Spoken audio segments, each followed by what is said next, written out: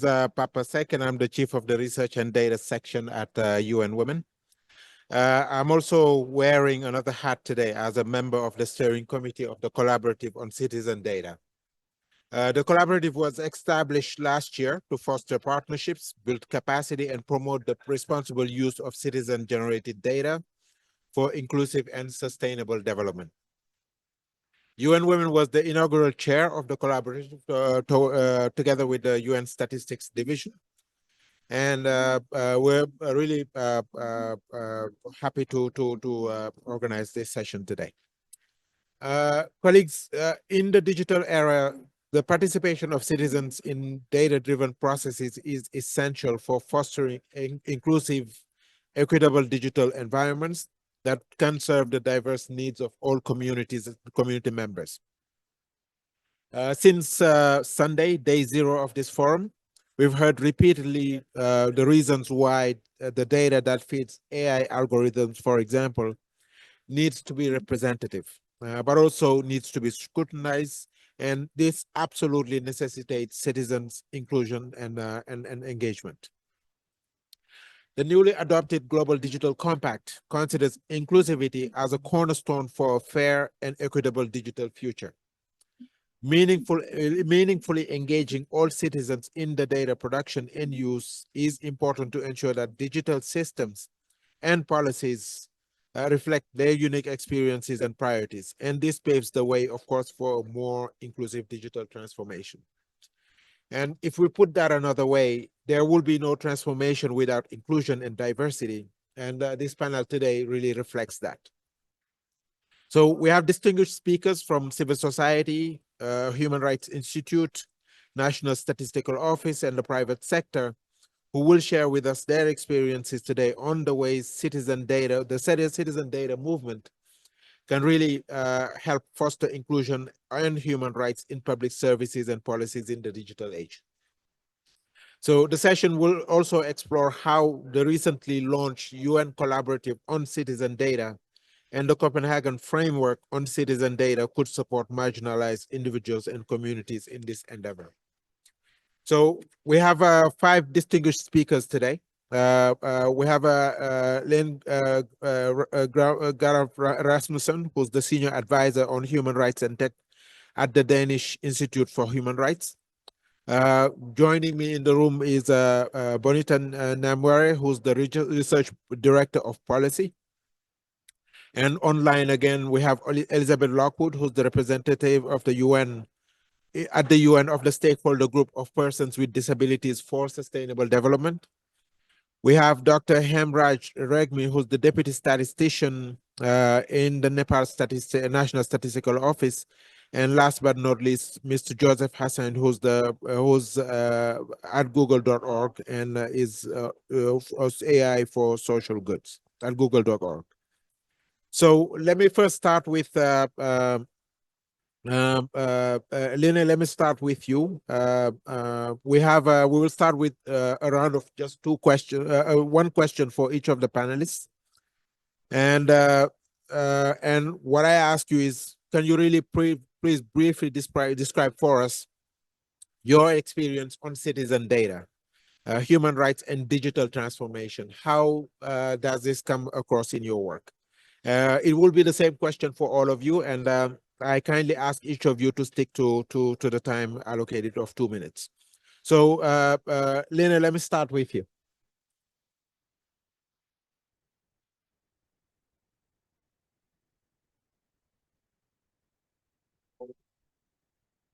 Lena, can you hear me?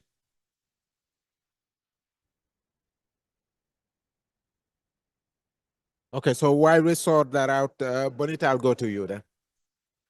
Thank you so much. At Policy, where I work, we are based in Kampala in Uganda, and our team is spread across the African continent. So our work is deeply rooted in empowering citizens through data. We've led initiatives that leverage citizen-generated data to advocate for improved digital services, inclusivity, and accountability.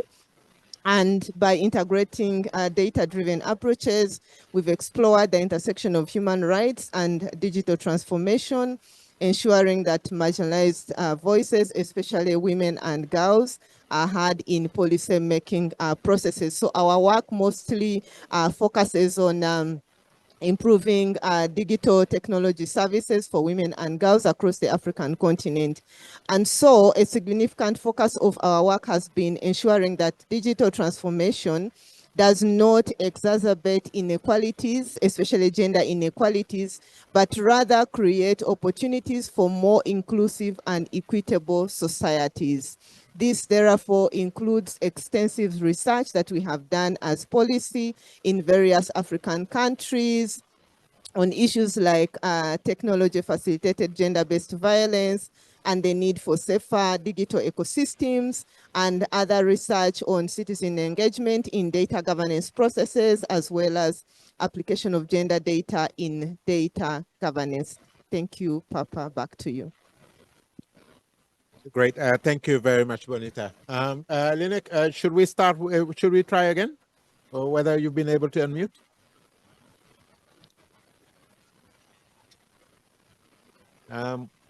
We still cannot hear you, but let me see if we could try to fix it with the technician in the room.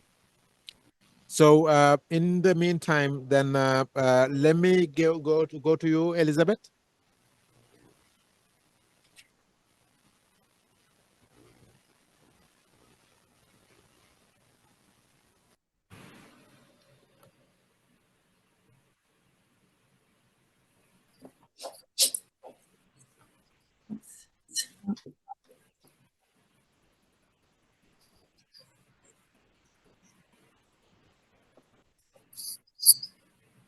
Sorry, Elizabeth, are you speaking? I am. Now I can unmute. Apologies. I couldn't unmute. Okay, thank you so much. Apologies. Thank you so much, Papa.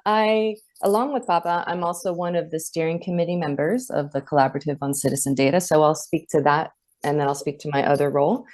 One of the key outputs of the collaborative is our Copenhagen framework, which highlights the importance of meaningful citizen participation across the entire data value chain.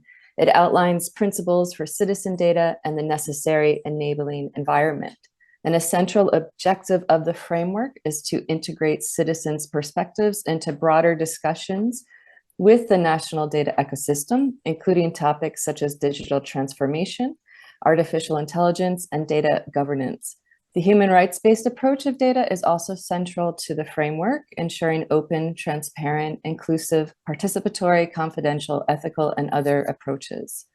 As the stakeholder group of persons with disabilities, we really focus on data led by organizations of persons with disabilities, citizen data in particular, to fill critical data gaps, to provide evidence to influence policies and ensure data reflect reality. This includes data to address the increasing digital divide that disproportionately affects persons with disabilities who live in, 80% live in the global South, and of that group, 90% do not have sufficient access to assistive technologies that they require. And I'll talk about that a bit more. Thank you, Papa. Great. Thank you very much, Elizabeth. Lena, shall we try again? Yes, I hope you can hear me now. Yes, now it's good. Thank you. Oh, perfect. Thank you so much, and thank you for waiting. Yeah, so working in this space of technology and human rights, there's always this dual relationship where tech creates these wonderful opportunities for promoting and protecting human rights, but it also creates, can cause serious harm to human rights. So at the Danish Institute, we obviously take a human rights-based approach. So that means we work on the responsibilities of states and businesses to use and deploy technology in a way that's human rights compliant. But I find that sometimes we forget ourselves as human rights professionals that when we use technology, we also have to think about how we make sure that it's happening in a way that is not causing harm to human rights. So that's why we're working with this human rights impact assessment methodology, where you actually try and assess the risks and the impacts that the technology will have on the users involved in your projects. And that's why we made a few toolkits on human rights impact assessment in the digital space, and also a tool called the Digital Rights Check that I will talk about a little bit more later. Thank you. Great. Thank you very much. Over to you, Dr. Ham.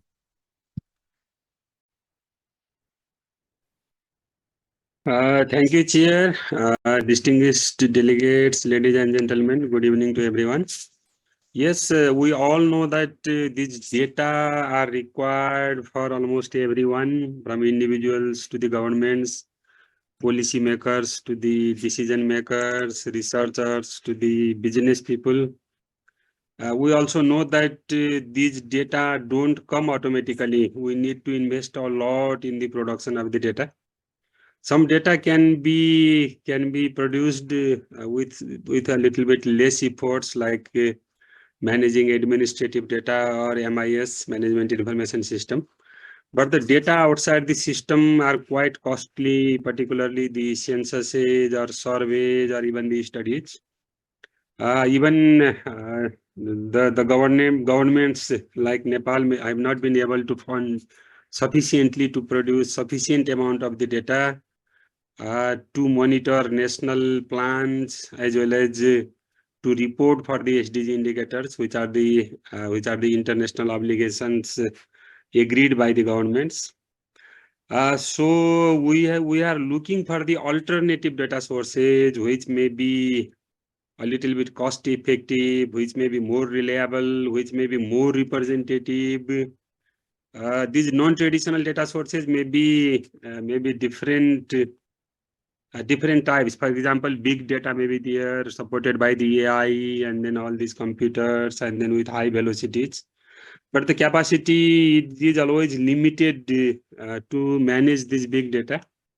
That's why the best alternative data source that we assume may be the citizen-generated data.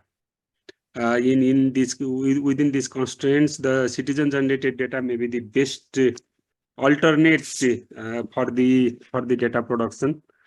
For the data users, not only for the governments, for even for the broad data user society. That's why we have collaborated with the UN Citizen Data Generated Group to focus to produce some data, not all, maybe some data, particularly on the social side. For example, the violence, the household level violence, even the gender-based violence, which are quite common. Then to report that type of the information, or maybe the disaster related information. If disaster occurs in any place, for example, Nepal is prone to many types of the disasters, and in that situation, if we can develop some mechanism to report this data from the citizens, or the issues that we are discussing over here, like human rights violation, or maybe the issues related with the human rights, then these data sources may be invaluable for the governments, even for the National Statistics Office, so that we can claim that we have been able to provide the data to the data users, the national data users, the global data users, as well as those who are living behind, as per the theme of the SDG. That's why we are collaborating with the Citizen Data Forum, or the trying to advocate this Copenhagen framework. A little bit issues are already there in the Statistics Act of Nepal. So, yes, I can go later on, Papa. Thank you. Dr. Ham, exactly. Thank you very much. Sorry, we're a little bit limited in time, so but I'll come back to you with the second question. So, last but not least, over to you, Joseph. Thank you. Thanks for having me today. I'm grateful to participate. And so in my role at google.org, I look at this from the lens of a funder and external partner, where from Google's philanthropy, I'm responsible for helping nonprofit organizations and civil society leverage AI and technology toward digital transformation and ultimately toward more positive societal outcomes. Specifically, my team funds nonprofits to build with AI in fields like health, where AI can accelerate diagnostics, education, where it can be a supportive tool for teachers, or food security, where AI can help predict famine to enable earlier, more effective response, just as a few examples. All of this work requires data, data that is accurate, accessible, inclusive, And thus, we also fund work to encourage a more open data ecosystem as a whole, such as through our partnership with the UN Statistics Division to build UN Data, which is a tool that uses Google's Data Commons to build an open source platform for understanding vast amounts of UN data in a single interface with natural language search functionality. So these types of projects are really all towards that goal of a more open data ecosystem that provides us a more clear and accurate understanding of the world and the challenges we're facing. So I'm looking forward to talking more about this work and how it connects to the work that some others have mentioned by the Collaborative on Citizen Data as well. Thank you for having me. Great. Thank you very much, Joseph. And really, thanks to all of you. I think, again, each of you has highlighted really one area just as examples of, why the work on citizen data is really so rich. So, well, for the second round of questions, I'll have specific questions for each of you. And in 5 minutes, Lena, can you tell us a little bit more about, deeper about what you've shared with us?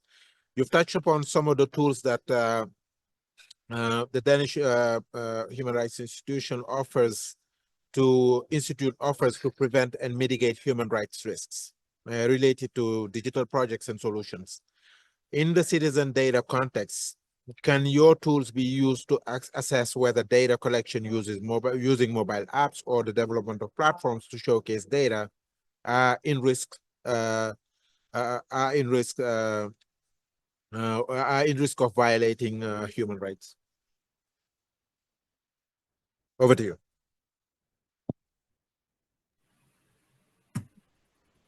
Yes, sorry for that small recess.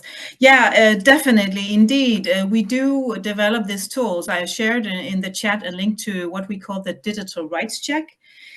It's something we developed together with the GIZ to really have a tool for digital for development projects where they could, where the staff involved in these projects could have a sort of risk management guide for what will be the human rights risk or impacts of this particular project. So the tool gives you several entry points. You can enter as technical development corporation, as an investor or others, and it allows you to, it's an online questionnaire that helps you identify these potential issues and some corresponding actions that can help you rectify or mitigate the risks that you identify. So it will help the users consider technology-specific risks, application-specific risks. So what kind of technology are you using? Is it AI? Is it cloud services, etc.? And then also the context-specific risk as relates to, for example, data protection regulation in the context or country where you are deploying this technology.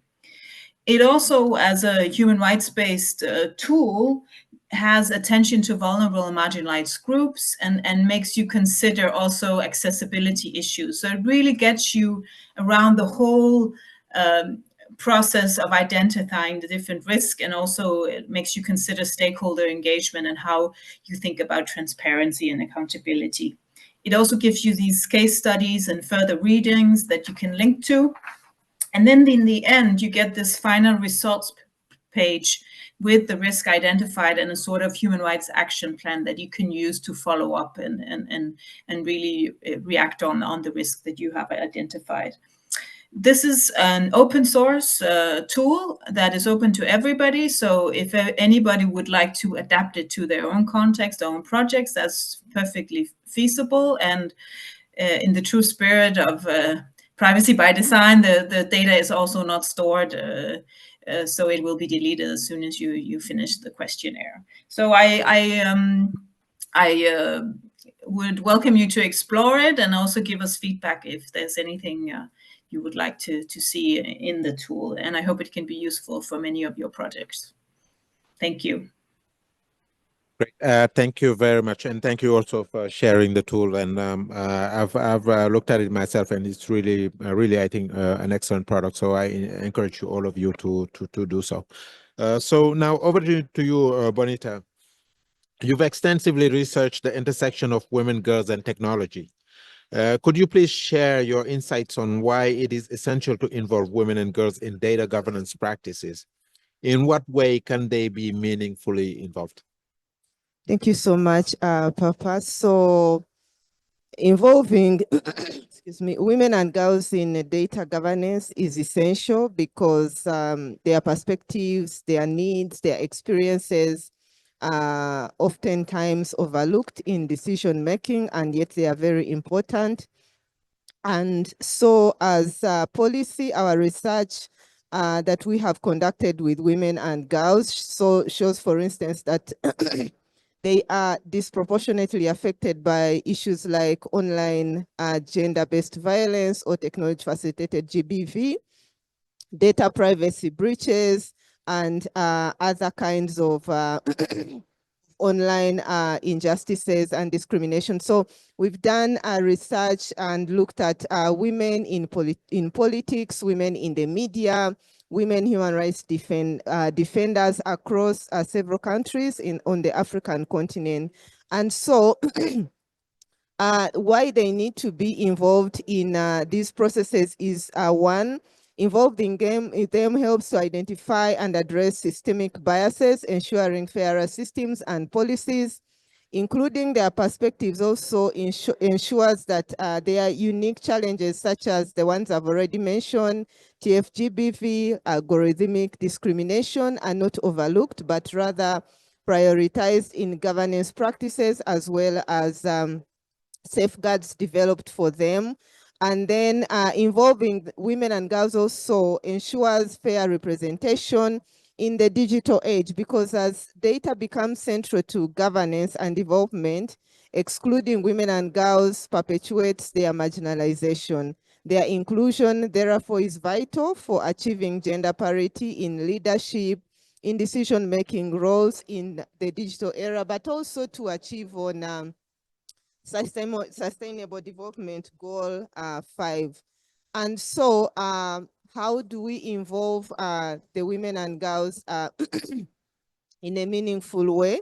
So meaningful participation for women and girls can take various forms, ranging from involving them in participatory workshops where women could design as data governance stakeholders on data governance policies, ensuring that solutions are truly reflective of their realities. And we have done this as policy with women politicians, with women in the media, on our different programs. We have a program for women politicians called Vote Women that we have implemented in Uganda, in Tanzania, and in Senegal. And we have seen their involvement help to protect them online, but also improve their well-being in digital spaces. We also have had another program which is still running, Future of Work for Women in the media, where we are also creating their resilience in online platforms, but also to see that their voices are amplified. Then the other one on meaningful involvement of women is need to invest in digital literacy programs to improve their digital skills, because our research also has shown, different researches we've done, that women lack digital skills. So involving them through capacity building, especially on digital literacy and skills building initiatives, will enable their participation in any online programs. Then also the other one is to ensure that their representation in data policy boards and leadership and decision-making bodies is also improved, which will further ensure that they are key stakeholders in decision-making processes, whether at community level, national or global level. So it is important that women and girls are also involved in the decision-making processes at different levels. Then the other one is to create safe spaces for dialogue where their voices can influence both national and global data governance policies. And these are some of the spaces for dialogue, like here where we are at IGF and several others. And so, and we have seen involvement of women in these spaces actually improve their participation and amplifying their voices in data governance. And then meaningful involvement also requires removing barriers to participation by embedding gender and intersectionality lenses in every stage of policy development and digital transformation.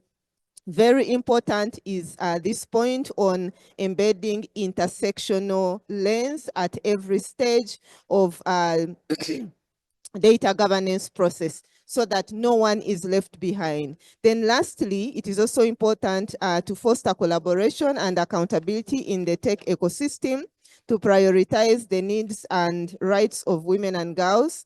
And so this will involve collaboration with the women and girls' rights networks and organizations, as well as government departments that work on gender issues. Thank you very much. Great. Thank you very much, Bonita. And at UN Women, and this was tasked by the UN Statistical Commission to several agencies recently. We are developing a new framework for the measurement of technology facilitated violence. So, and I'm increasingly convinced that citizen data has to be central to this because it takes so many different forms. And I think at this IGF, we've heard several examples of that where measurement becomes really tricky if you don't have inclusion. So thank you very much. And I will definitely be looking at some of the tools that you and some of the work that you've done in this area, because I think, you know, this again has to be part of our global efforts to develop meaningful measurement of this phenomena. So, Elizabeth, we turn to you. With your work on disability statistics, could you give us an example on how citizen data help to ensure that the digital tools are inclusive? Yes, thank you, Papa. I have 3 brief examples from partners. First, during the COVID pandemic, we had very little data on persons with disabilities and their experiences during the pandemic globally.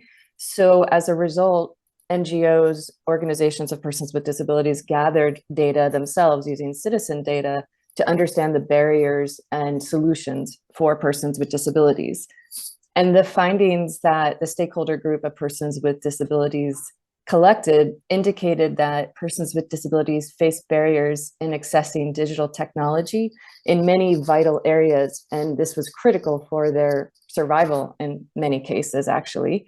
And this included lack of access to fast internet connection, lack of financial means to purchase data packages for devices, and lack of captions and sign language interpretation for those daily news briefings that we had. And what happened, since governments really weren't supporting this, organizations of persons with disabilities came in and they supported their members, they shared the information, and they advocated to their governments. And in the case of deaf organizations, captions were added, national sign language was added in many cases, and still continue today in emergency settings. This isn't universal, and there are still many hurdles to jump for this, but it's important to recognize this. And then another thing that's interesting is digital platforms such as Zoom increased for persons with disabilities in terms of accessibility, but when the pandemic lessened, this actually got worse because it wasn't a priority for the general population. So it's an interesting point to add. My second example is a large-scale example. It's called the Digital Accessibility Rights Evaluation Index. It's a benchmarking tool developed by the Global Initiative for Inclusive Technologies for advocates, governments, civil society, and others to trace ICT that's accessible in different countries around the world. The data collection is based on a set of questionnaires and was done in cooperation with Disabled Peoples International and along with other organizations of persons with disabilities. It has been documented in 137 countries in 8 regions in the world, representing 90% of the world. There are findings from 2018 and most recently 2020. And if you look at the index score, the very nice platform online, you can see global and regional ranking, peer economic development group ranking, and implementation ranking. And for many countries, you can compare 2018 to 2020. Most countries have improved, but not all. And so that's something I really recommend you look at. And then my final example is from the European Blind Union that has done significant advocacy around accessible voting. Feedback was collected from blind and partially sighted members, individuals on their barriers using digital voting systems and election materials. So this turned into advocacy campaigns. And as a result, this advocacy has included improved compatibility with screen readers and other accessibility enhancements in voting in the European region. And in closing, it's only by ensuring that organizations of persons with disabilities are leading or co-leading citizen data initiatives that digital tools will be inclusive, reflecting the reality and needs of the communities themselves. Thank you. Great. Thank you very much, Elizabeth. Great work. I've followed this, and I think you and I have also had conversations on some of the work that we are doing, because I think, in the space of statistics, there's still more that can be done, particularly on disability. And we've had several of these conversations, and I think the collaborative is definitely well placed to enrich that work. So, Dr. Hem, over to you. You are considering, as you mentioned, the use of digital tools to collect data on gender-based violence, as an example. Could you please let us know how you plan to engage with the communities to ensure that the tools are inclusive?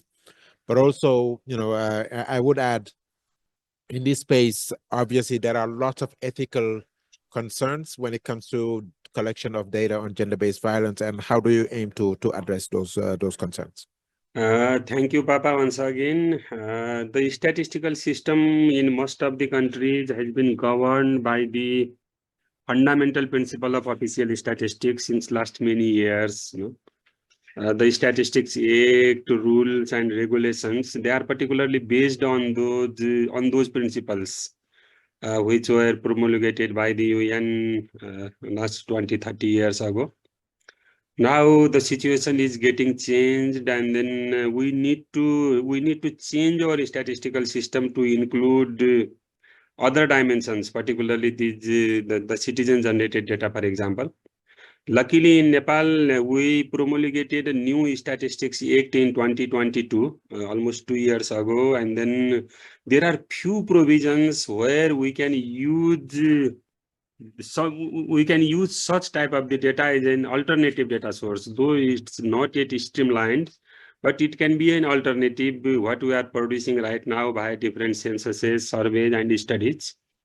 There is a provision of the data, the survey kill range system, called survey kill range system, which is almost similar to that Copenhagen framework, where the different modalities has been suggested to produce the data by the either led by the CSOs, the civil society organizations, or in collaboration with the NSO and CSO, or even led by the NSO. These formalities are over there, these frameworks are over there, and similar, not exactly similar, but up to similar modalities are there in the Statistics Act of Nepal that was promulgated in 2022. We plan to use those modalities to generate the data in the future. For example, the data of the marginalized people, the data for the sector where there is a data gap exists. If there is a data gap, and then the national level surveys or the studies, they are not able to produce the data at that level for those marginalized people that we are discussing over here, for those areas which are quite remote, or for that particular segment of the society which are marginalized. Then in that situation, we plan to use that Copenhagen framework to produce the data of the different sectors. And then recently we did one national level workshop to implement this citizen generated data, and we have decided these two areas that I mentioned in my previous statement also. One is on the violence, particularly the gender-based violence, the domestic violence. And the other one is the disaster, particularly the impact of the disaster, not on the hazards and risks. When that disaster occurs, then the economic impact, or the impact on the livelihood, and the impact on the life of the people, or even crop, livestock, or infrastructures. These two areas may be like piloting on the implementation of that Copenhagen framework in Nepal. If the confidence, if the reliability of the data can be raised with these pilot activities, then we hope that in the future we can take these citizen generated data as an alternative data source, which may be the major part of the official data system. Like the census survey and official MIS has been the major part of the official data system right now. The citizen generated data may be the another source of the data systems, which can help us, particularly for the marginalized people, for the women, children, displaced people, people affected by the disasters. Yes, that's the plan, Papa. Great. Thank you very much. I really look forward to seeing this work, and I think one piece of advice I can also offer is that there's a lot of work on citizen data and violence that has been done in Ghana in particular, and I would definitely advise you to also talk to them and also learn about their experiences, and I'd be happy to make the connection. And Joseph, again, all our gratitude for the strong support to the work of the collaborative on citizen data. With that, my question to you is, what motivated you to invest in this space? What social challenges in the context of technological innovation do you hope to address through your investments in citizen data? Thank you. And we're thrilled to be able to support. So grateful to be part of this work in a small way. I can zoom out a little bit. So Google.org's work on data has historically focused on two things: data that enables more informed policymaking or decision making, and data that enables more accurate and inclusive AI tooling, sometimes both. So the funds that we provide might be used to build a new data analysis platform, create advocacy tools that allow folks to communicate with policymakers on critical issues, or collect data in different languages and contexts in order to improve the accessibility of AI models. Citizen-generated data in particular is foundational to all of these efforts, because at the end of the day, it helps give us a more inclusive and accurate picture of the world around us, which is critical for any tooling that is built upon that data. At the same time, the data is only helpful if it's used to inform some action through new understanding of a community or a problem. And in order to make data useful, from my perspective, there's some amount of validation and standardization that's critical in order to ensure that these individual, small or large scale citizen data efforts are seen as trustworthy and usable and ultimately able to spur positive change. I think it's not dissimilar to the digital rights check, for example, that a colleague mentioned, of needing kind of an expert in this space to create a set of standards that others can follow when building, so that we can look at data that's produced by these entities and know that it meets some amount of benchmarks. And so that type of work is part of what makes us excited to support the collaborative on citizen data, because I think the collaborative is filling that critical role through the Copenhagen framework, through pilot efforts, to ensure that there's reliability in this citizen data ecosystem that continues to grow. So we view that kind of central leadership as really critical to build capacity and create standards in the space, and thrilled to be able to support the collaborative to continue to build upon that. Great. Thank you very much, and again, thanks for your strong support. So we still have some time, and I would like to now open up for questions, both from those in the room, but also online. Yes, please, and please introduce yourself.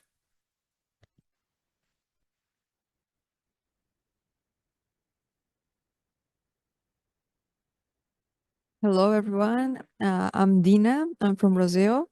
And first of all, thank you for this amazing meeting and other information shared. And my question is, how can data-driven human rights initiatives also include children and older adults?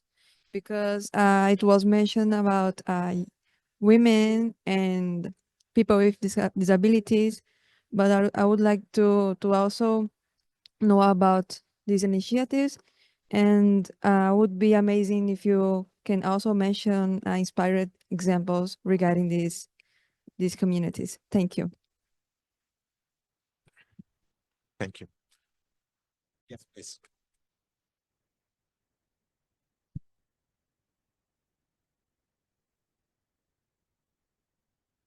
I also had a question. Thank you so much.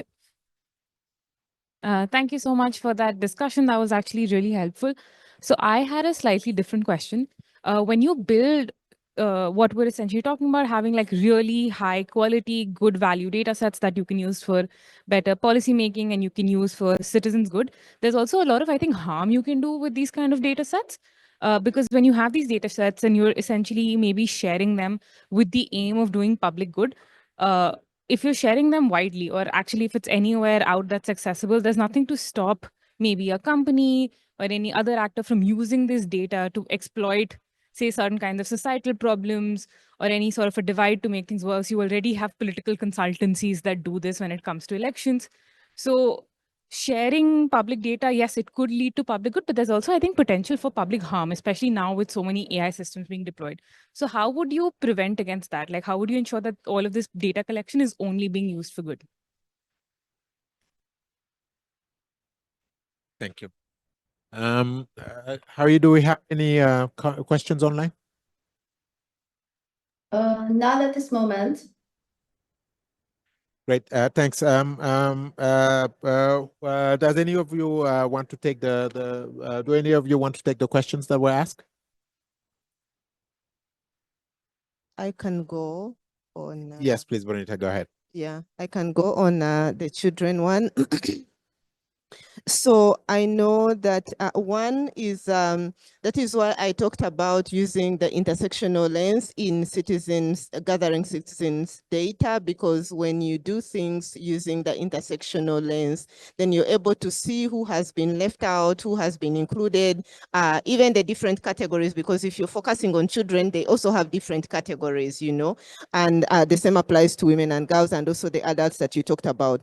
I know that there are some organizations that are doing work on children being online. I know that Plan International is doing work on that. They have done research on gender, on cyberbullying online for young girls. I know that UNICEF is also doing a lot of work on that one.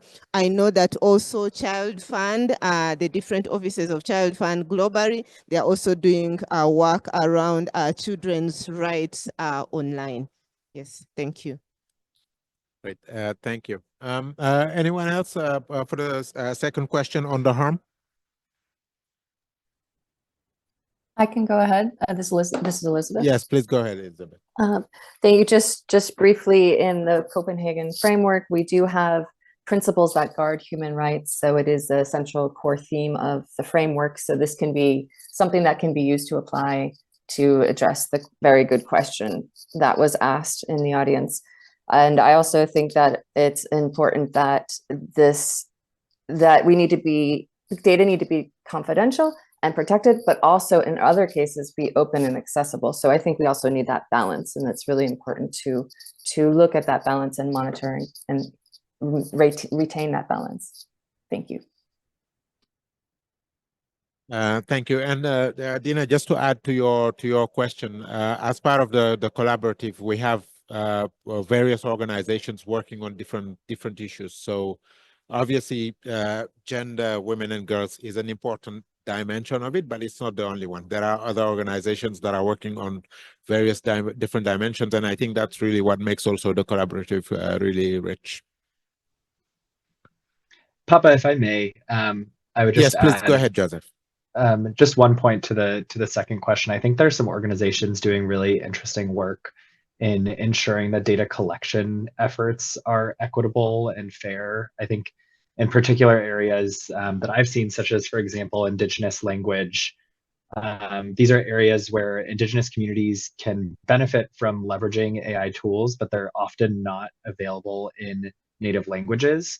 At the same time, AI could be a tool for preserving native language, many of which are unfortunately becoming extinct in the US and elsewhere. But of course, that has really meaningful risks associated with ownership of that data, whether these communities want their data ingested by systems. So I think These questions take place at a large scale, but also at a more issue-specific scale, where it's how do we make the data appropriate and safe in this particular instance. And I've spoken to some organizations who are, for example, leading efforts on, if you're collecting Indigenous data, here's kind of a charter and a constitution of how that data can be used, how communities should be compensated, how they should be included in the process, and what ownership they should have of data moving forward. And I think work like that is really critical to that second question of how we avoid some of the risks here. Great. Thank you. Thank you very much, Joseph. So we have time for just one final lightning round for all the panelists. Just I think in no more than a minute, what would you advise the collaborative to do to enrich its work in the digital space? Just a piece of advice for the collaborative that we can take into consideration. So let's start with Line. Yes, thank you. One piece of advice, that's hard, but I think one thing we have to realize is not just consider the end result. So we might have great citizen data that's inclusive and that really reflects the society we're in, but we also have to get it in a way, the process has to be human rights based as well. And that means that we have to think about the human rights based principles of participation, accountability, non-discrimination, empowerment, and legality. And also remember that this human rights due diligence, if you want to call it, is ongoing. It's not something you do once and then you're sorted and then the rest you do for the next 5 years is fine. You have to keep doing it and keep assessing who might be harmed by the products or services that you're using and how you're using. And then one final thing is maybe also this thing about considering offline alternatives as maybe the only option for some people to participate in and be empowered by this, that we cannot, just, even if we have like universal access, even if it's affordable, there will be people that we cannot reach online. So we have to think about and be serious about offline alternatives as well. Thank you. Yeah, thank you. The point about the digital divide is actually, I think, quite central to, I think, all of the discussions in order to make sure that we don't leave anyone behind. Bonita, can I go to you? Thank you, Papa. So for me, my final, I think one piece of advice would be that all key stakeholders within doing work in the digital ecosystem, looking at all these issues, should not work in silos. They should work together. Because you find government is doing this, the same thing civil society is also doing, the same thing that private sector is also doing, but instead would all work together, leverage on each other's efforts, leverage on the structures and the systems that each of those stakeholders have to be able to address some of these issues. For instance, the safety issues that one of the participants has asked about, it would be, looking at what does government have, what does the tech companies, what do civil society have, and then working together to sort most of these issues, and then also to ensure that we do not leave anyone behind, because working in silos, we may forget some people, but working together, we will not leave anyone behind. Plus all the categories that have been talked about, the women, the girls, the children, the adults, the persons with disabilities. Thank you. Great. Thank you very much. Elizabeth, over to you. Thank you, Papa. I think the collaborative needs to be in the conversation. We need to be part of this work and meaningfully part of this work. One way is to engage in the monitoring implementation of the Global Digital Compact. I think that's a very, very good way that we can really be part of this as a collaborative, and then strengthen the capacity and invest in inclusive citizen data and participation in the digital space, especially for marginalized groups, which we've been talking about. And I also echo that we should work cohesively and collaboratively instead of in silos. Thank you. Great. Thank you very much. Dr. Ham.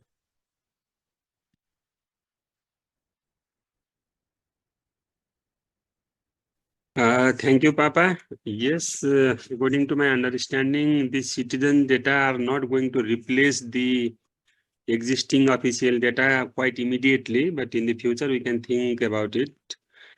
So the focus should be on those areas where there is a data gap. Since COVID, the data collection system for the official data has already been changed. We have already transferred from PAPI, the paper-based approach, to the CAPI, computer-based approach, and even the telephone survey has become quite common, where we can link those information with the digital world. My idea is that let's start from a small area, maybe from a municipality, or with a small theme, or maybe for a district, or maximum for a province. Let's not focus at the national level immediately, that citizen generated data can fulfill the gap at the national level. Let's start from the municipality, or let's start from some marginalized areas, from marginalized communities, from some societal segments, a particular caste, ethnicity, or women, children, or elderly. Then we can integrate this data with the national data system. And then they will be available digitally and then in different forms. Yes, that's my opinion, Papa. Great.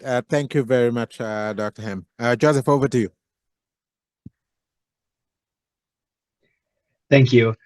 I think I view this through a lens of how do we get more resources to the collaborative. And to that end, I think the work that's been done already to pilot some of these efforts is critical. And a critical next step that we often miss in the data space is like, how do we capture the impact that that is having and tell that story? Because I think that we'll ultimately need those through lines of what data an organization created, what decision that ultimately led to, and what impact that ultimately had on a community of people. And the better that we can get at capturing and telling those stories, the more we'll be able to find support for this work and continue to scale it. Great. Thank you very much. And this wasn't part of the plan, but I will make it as a prerogative as a chair's prerogative. So I would like to put on the spot Ms. Hao-Yi Chen, who's at the UN Statistics Division and who's really been, I think, at the forefront of this work, and including driving this session. So I don't think we can close without giving you the floor, Hao-Yi. Please, over to you.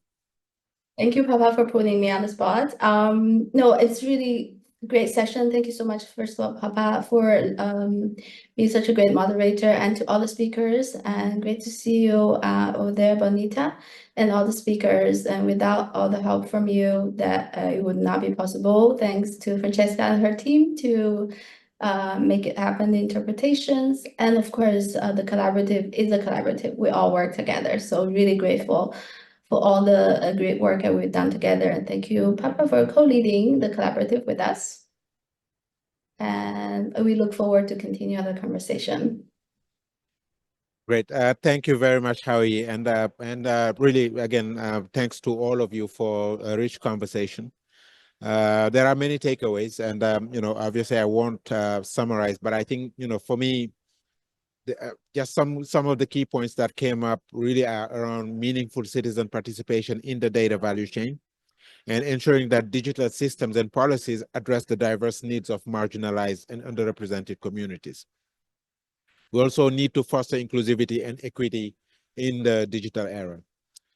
Citizen data initiatives, as we've heard, such as the Copenhagen framework, are vital for integrating citizens' perspectives into digital transformation. We also need them for promoting transparency and safeguarding human rights in data governance processes.